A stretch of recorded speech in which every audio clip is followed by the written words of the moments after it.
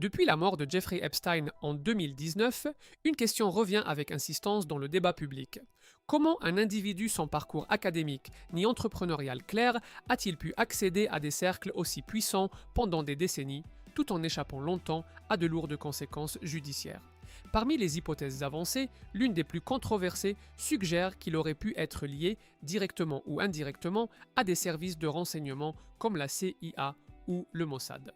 Cette vidéo n'affirme pas que c'est vrai. Elle examine pourquoi certains estiment que c'est possible et pourquoi cette hypothèse reste non démontrée.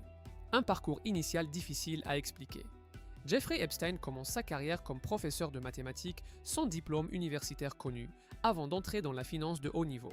Rapidement, il gère des fortunes colossales pour des clients jamais clairement identifiés. Dans les milieux du renseignement, les couvertures financières opaques sont historiquement courantes. Elles permettent de justifier des déplacements fréquents, des contacts internationaux et des flux d'argent complexes. Cela ne prouve rien en soi, mais l'absence de transparence durable sur l'origine de sa fortune nourrit les interrogations. L'accès à l'élite mondiale Epstein fréquente des chefs d'État, des membres de familles royales, des magnates de la finance, des universitaires influents. Or, le renseignement repose sur l'accès.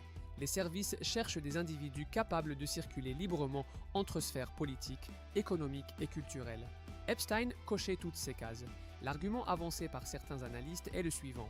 Un individu capable de collecter des informations sensibles ou compromettantes dans ces cercles aurait une valeur stratégique considérable.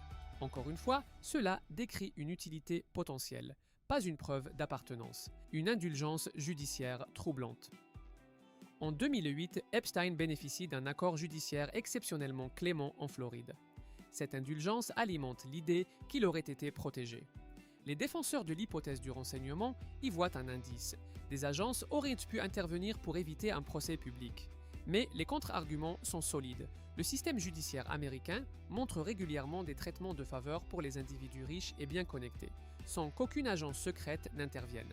La corruption, l'incompétence ou le carriérisme politique peuvent suffire à expliquer cet épisode.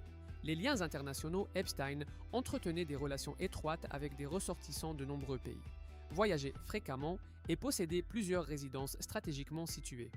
Les réseaux transnationaux sont typiques à la fois des hommes d'affaires globaux et des acteurs du renseignement. Là encore, l'ambiguïté demeure. Ce comportement est compatible avec les deux profils. Pourquoi aucune preuve formelle n'a émergé ?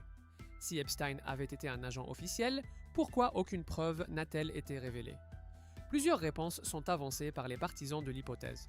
Les archives du renseignement sont classifiées pendant des décennies. Epstein aurait pu être un informateur officieux, sans statut formel. Certaines informations auraient disparu avec sa mort. Mais ces explications restent spéculatives. L'absence de preuves reste un obstacle majeur. Les contre-arguments essentiels. Il est crucial de rappeler les objections majeures. Aucune agence n'a reconnu un lien avec Epstein. Aucun document officiel crédible ne l'établit. L'hypothèse peut servir à déplacer la responsabilité des crimes vers une entité abstraite au lieu de se concentrer sur Epstein lui-même et ses complices directs. Ces contre-arguments sont sérieux et doivent être pris en compte. Conclusion. Une hypothèse, pas une certitude. Maintenir la position que Jeffrey Epstein pourrait avoir eu des liens avec des services de renseignement n'est pas affirmer que c'est vrai. C'est reconnaître que son parcours est anormal, certaines zones d'ombre persistent, des précédents historiques rendent l'idée plausible, sans la rendre avérée.